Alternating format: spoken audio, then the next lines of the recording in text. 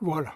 Alors je vais essayer de ne pas trop trembler, mais je voulais vous faire découvrir ce que je viens de découvrir moi-même en me promenant dans les bois tant que le loup n'y est pas.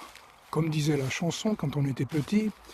Et vous allez voir que ce qui paraît tout simplement deux arbres, un petit et un gros, que par nature ils se trouvent associés, on va dire ça comme ça, eh bien, en s'approchant du bon angle, on va se rendre compte qu'ils présentent vraiment une forme et une allure tout à fait particulières.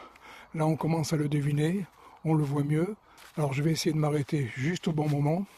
Je pense que là, c'est parfait et je vais essayer de ne pas trop trembler pour vous montrer l'allure de cet arbre fait homme ou de cet homme fait arbre.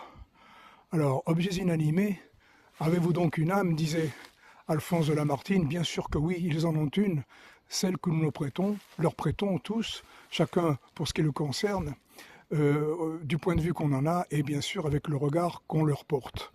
Alors, vous voyez, comment dirais-je, vous voyez qu'il a une allure particulière avec cette première jambe, pas de def, très grosse, et une petite jambe derrière, beaucoup plus maigre, avec ce déhanchement on ne peut plus naturel, c'est le cas de le dire, avec, si on regarde de le côté, un ventre rebondi et déchiré, un peu comme celui d'une femme enceinte malgré elle, ou d'un enfant africain par exemple, qui aurait faim.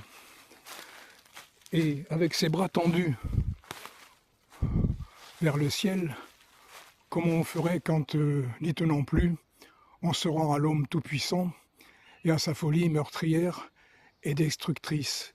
Regardez cette tête animale, atrophiée à l'extrême, à force peut-être de ne plus penser.